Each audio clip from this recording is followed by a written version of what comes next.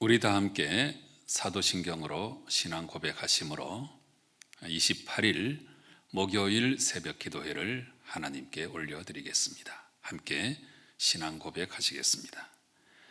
나는 전능하신 아버지 하나님, 천지의 창조주를 믿습니다. 나는 그의 유일하신 아들, 우리 주 예수 그리스도를 믿습니다. 그는 성령으로 잉태되어 동정녀 마리아에게서 나시고 본디오 빌라도에게 고난을 받아 십자가에 못 박혀 죽으시고 장사된 지 사흘 만에 죽은 자 가운데서 다시 살아나셨으며 하늘에 오르시어 전능하신 아버지 하나님 우편에 앉아 계시다가 거기로부터 살아있는 자와 죽은 자를 심판하러 오십니다. 나는 성령을 믿으며 거룩한 공교회와 성도의 교제와 죄를 용서받는 것과 몸의 부활과 영생을 믿습니다. 아멘. 우리 다 함께 찬송가 285장 찬송 부르시겠습니다.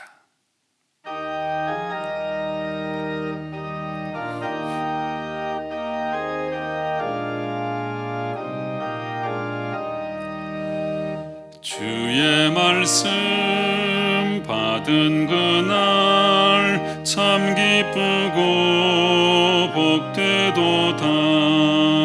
이 기쁜 마음 못 이겨서 온 세상에 전하노라.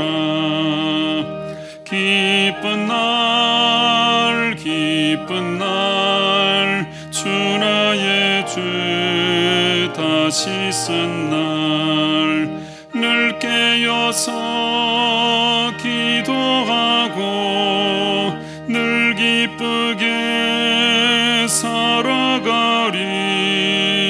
기쁜 날 기쁜 날 주 나의 죄 다시 쓴 날 이 좋은 날 내 천한 몸 새 사람이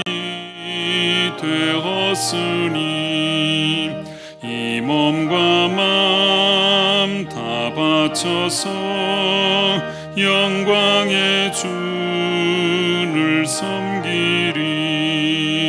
기쁜 날 기쁜 날 주 나의 죄 다시 쓴 날 늘 깨어서 기도하고 늘 기쁘게 살아가리. 기쁜 날 기쁜 날 주 나의 죄 다시 쓴 날 새 사람 된 그날부터 평안한 마음 누리소서. 이 복된 말 전하는 일 나의 본분 삼았도다. 기쁜 날 기쁜 날 주 나의 죄 다시 쓴 날 늘 깨어서 기도하고 늘 기쁘게 살아가리. 기쁜 날 기쁜 날 주 나의 죄 다시 쓴 날.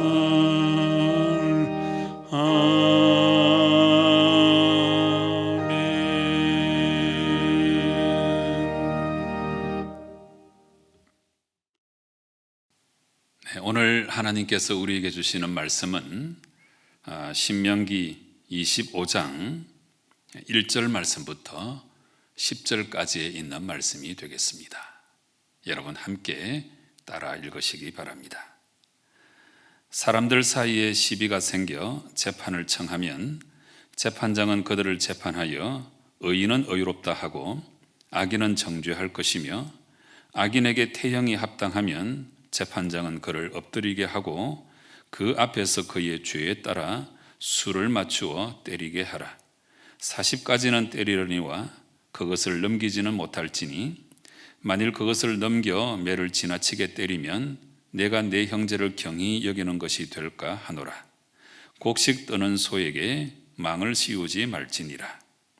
형제들이 함께 사는데 그 중 하나가 죽고 아들이 없거든 그 죽은 자의 아내는 나가서 타인에게 시집가지 말 것이요 그의 남편의 형제가 그에게로 들어가서 그를 맞이하여 아내로 삼아 그의 남편의 형제된 의무를 그에게 다 행할 것이요 그 여인이 낳은 첫 아들이 그 죽은 형제의 이름을 잊게 하여 그 이름이 이스라엘 중에서 끊어지지 않게 할 것이니라. 그러나 그 사람이 만일 그 형제 아내 맞이하기를 절개하지 아니하면 그 형제 아내는 그 성문으로 장로들에게로 나아가서 말하기를 내 남편의 형제가 그의 형제 이름을 이스라엘 중에 잊기를 싫어하여 남편의 형제된 의무를 내게 행하지 아니하나이다 할 것이요 그 성읍 장로들은 그를 불러다가 말할 것이며 그가 이미 정한 뜻대로 말하기를 내가 그 여자를 맞이하기를 절개하지 아니하노라 하면 그의 형제의 아내가 장로들 앞에서 그에게 나아가서 그의 발에서 신을 벗기고 그의 얼굴에 침을 뱉으며 이러기를 그의 형제의 집을 세우기를 절개 아니하는 자에게는 이같이 할 것이라 하고 이스라엘 중에서 그의 이름을 신벗김 받은 자의 집이라 부를 것이니라. 아멘. 요즘 새벽에 우리 하나님께서 연약한 자들에 대해서 얼마나 깊은 관심과 애정을 갖고 계시는지를 우리가 줄기차게 계속해서 읽고 있습니다. 23장에서 시작된 이 약자보호법의 정신이 계속 이어지고 있는데 이제 오늘 우리가 25장의 말씀을 읽었습니다마는 그 정신이 오늘 25장까지 계속 이어지고 있습니다. 오늘 1절부터 10절까지의 말씀을 우리가 함께 읽었습니다. 이 말씀 가운데 오늘은 세 가지 경우에 대해서 말씀하시는 하나님의 뜻을 우리가 살펴볼 텐데요. 가장 먼저 1절부터 3절까지의 말씀, 이 말씀은 태형 제도에 대해서 알려주고 계십니다.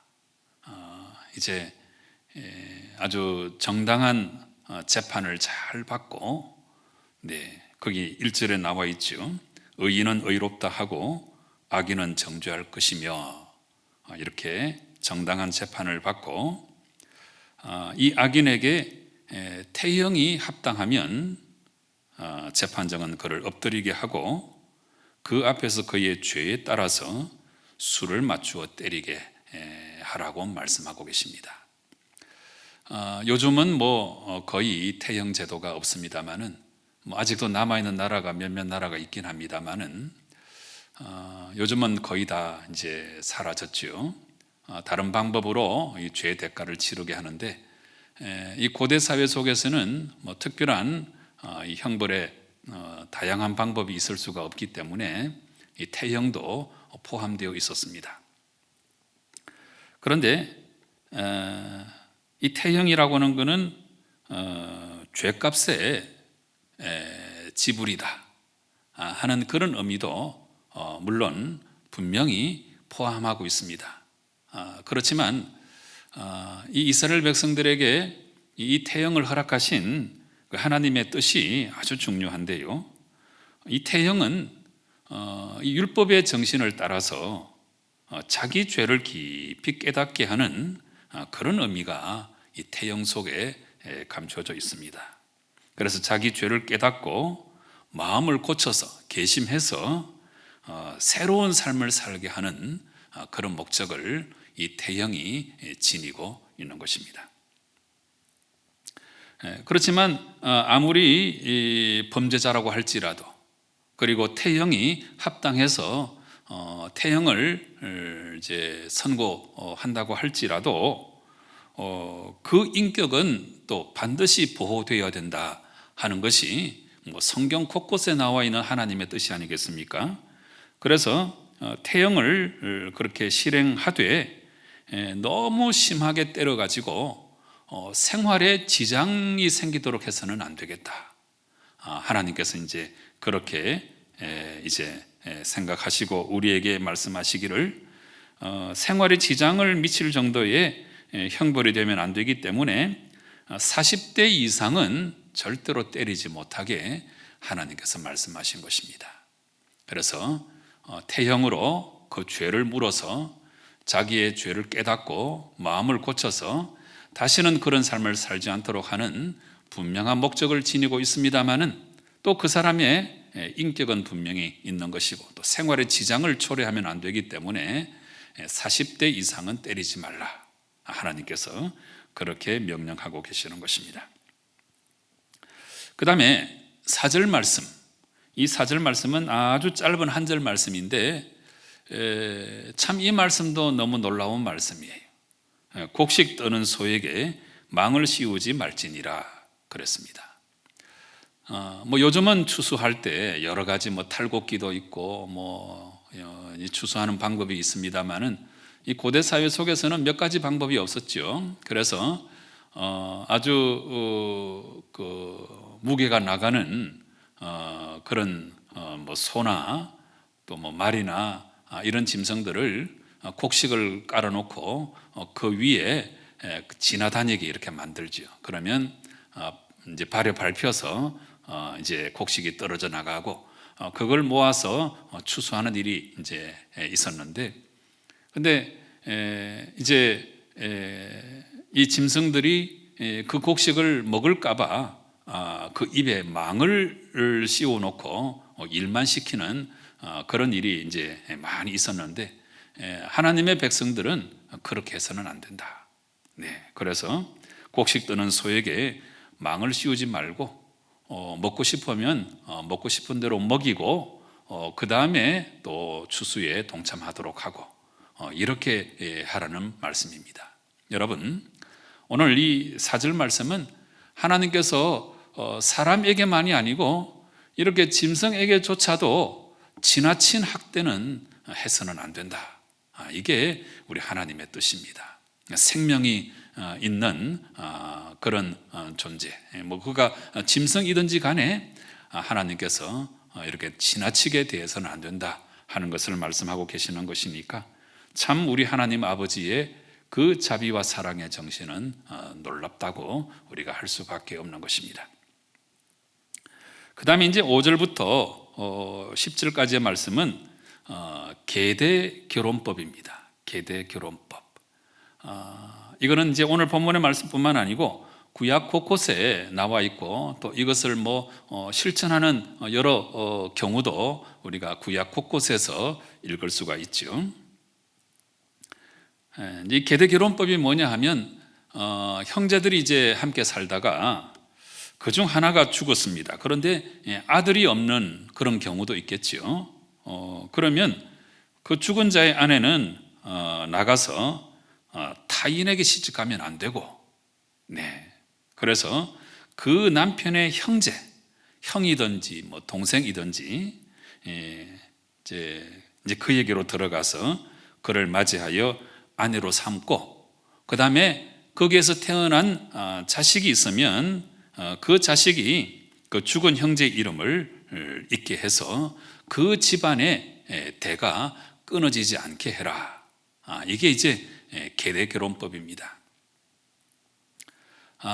뭐 이걸 오늘날 우리가 그대로 실천하기는 어렵죠. 그런데 이 고대 사회 속에서는 이제 남자와 여자가 결혼하게 되면 많은 자녀를 두는 것이 그 집안에 하나님의 큰 축복이 임하였다, 이렇게 생각하는 시대였습니다. 그렇기 때문에 그 후대가 없이 이 남편이 죽을 경우에는 그 미망인 혼자 남아서 자기 삶을 꾸려나가는 것이 너무너무 힘들었을 것입니다. 뭐 요즘처럼 그렇게 인권이 발달한 그런 시대도 아니고, 그래서 남편도 죽고 자녀도 없고 그러면 그 미망인의 삶이 얼마나 힘들겠습니까? 그래서 그 미망인도 자기의 삶을 살아갈 수 있도록 그 죽은 남편의 형제들이 책임져 줘야 된다. 이게 계대결혼법의 핵심이 되는 것입니다. 이렇게 행하는 데는 여러 가지 이유가 있겠습니다만은 두 가지 목적이 있음을 우리가 발견할 수 있는데, 거기 이제 5절에 그렇게 나와 있죠. 그 죽은 자의 아내는 나가서 타인에게 시집가지 말 것이요 그랬습니다. 이게 무슨 뜻이냐 하면, 이스라엘 여인이 남편이 죽고 나서 살기 힘들어서 이방인과 결혼하는 것, 이걸 막기 위함이에요. 일종의 이제 소극적인 목적이죠. 그래서 이스라엘 여인이 이방인과 결혼하는 것을 방지하려고 하는 목적이 이제 있는 것이고, 그 다음에는 조금 전에도 누누이 말씀드렸습니다만은 자녀도 없이 남편도 죽고 그래서 정말 불쌍하게 된 이 미망인을 보호하려고 하는 사회 보장적인 제도가 바로 이 계대결혼법이었다 하는 것입니다. 그런데 이 죽은 자의 형제들이 자기는 책임을 지지 못하겠다고 하는 경우가 나오겠지요. 그러면 그 형제 아내는 성문으로 장로들에게 나아가서 말하기를 그랬습니다. 이 성문은 항상 재판정이 있는 곳이 성문이죠. 그래서 이제 재판을 신청을 해서 내 남편의 형제가 그 계대 결혼을 하기를 싫어한다, 그렇게 이야기하면 이제 재판관들이 그를 불러다가 말합니다. 그런데도 계속해서 그 여자를 맞이하기를 즐겨하지 아니하노라, 이렇게 말을 하면 그 다음에 조처가 아주 심각합니다. 9절 말씀에 보면 그의 형제의 아내가 장로들 앞에서 그에게 나아가서 그의 발에서 신을 벗기고 그랬습니다. 이제 신을 벗긴다고 하는 것은 그 권리를 박탈한다는 뜻입니다. 그래서 이 계대결혼법이 하나의 권리이자 의무인데 그것을 박탈한다 하는 의미가 있고, 여기서 그치지 않습니다.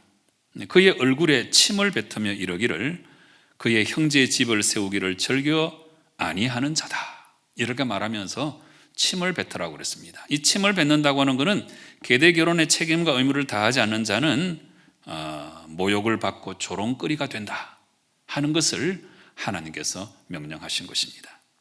그래서 이스라엘 중에서 그의 이름을 신벗김 받은 자의 집, 이렇게 불러라. 정말 불쌍한 자를 돕지 못하고 자기만 생각하는 이런 사람은 신벗김 받은 자의 집이다, 자기 의무를 다하지 않는 자의 집이다, 이런 딱지를 붙이라고 할 정도로 하나님께서 이 계대결혼법을 아주 분명하게 말씀하셨습니다. 우리 예수님의 족보 가운데서도 계대결혼이 이루어진 게 있죠. 보아스와 룻이 결혼할 때 계대결혼법으로 결혼을 한 거죠. 그래서 이것은 하나님께서 참 중요하게 생각하시는 제도인데, 그 핵심 정신은 자녀도 없이 불쌍하게 된 그 미망인을 보호하는 사회 보장 제도로 말씀하신 것입니다. 오늘날 이것을 우리가 문자 그대로 실천하기는 어렵습니다만은 이 정신은 우리가 반드시 살려야 되겠지요. 연약한 사람을 반드시 힘 있는 자가 그 일가 친척 중에 돌보고 보호해야 된다, 이게 하나님의 뜻입니다. 여러분, 계속해서 우리가 약자 보호법에 대해서 읽어나가고 있습니다. 하나님께서 연약한 자에 대해서 얼마나 깊은 관심과 애정을 갖고 계시는지를 우리가 잘 깨달아서 정말 하나님의 뜻을 오늘날에도 잘 실천하여서 연약한 자를 잘 돌보시는 성도 여러분 꼭 되시기를 주님 이름으로 축원합니다. 기도하시겠습니다. 아버지 하나님, 감사합니다. 하나님께서 연약한 자들에 대해서 얼마나 깊은 관심과 애정을 갖고 계시는지 계속해서 말씀을 읽게 하시니 참 감사합니다. 이 말씀의 뜻을 우리 마음속에 잘 새겨넣게 도와주시고, 그래서 진실로 하나님의 뜻을 이루며 연약한 자를 잘 돌보아서 하나님을 기쁘시게 하며 살아나가는 저희들 되게 역사하여 주시옵소서. 예수님의 이름으로 기도드리옵나이다. 아멘. 하늘에 계신 우리 아버지, 아버지의 이름을 거룩하게 하시며 아버지의 나라가 오게 하시며 아버지의 뜻이 하늘에서와 같이 땅에서도 이루어지게 하소서. 오늘 우리에게 일용할 양식을 주시고 우리가 우리에게 잘못한 사람을 용서하여 준 것 같이 우리 죄를 용서하여 주시고 우리를 시험에 빠지지 않게 하시고 악에서 구하소서. 나라와 권능과 영광이 영원히 아버지의 것입니다. 아멘. 여러분, 이 코로나 사태가 계속해서 우리의 발목을 부여잡고 있는데 하나님께서 속히 치료제와 백신이 개발될 수 있도록 은혜 베풀어 달라고 우리 간절한 마음으로 기도하시고, 또 오늘 주신 본문의 말씀을 따라서 우리 주위에 연약한 자들이 많이 있는데 하나님의 뜻을 받들어서 우리가 연약한 자를 잘 돌보는 책임 있는 신앙인이 되게 해달라고 간절한 마음으로 기도하시기 바랍니다. 우리 주위를 돌아보시고 육신의 질병으로 마음의 상함으로 힘들어하시는 분들 위해서 꼭 중보기도 해주시고, 이어서 여러분 각자의 기도의 제목으로 하나님께 나아가 기도하실 때에 우리 하나님 응답하실 줄로 믿고 우리 확신 가지고 통성으로 간절한 마음으로 기도하시겠습니다. 함께 기도하십시다.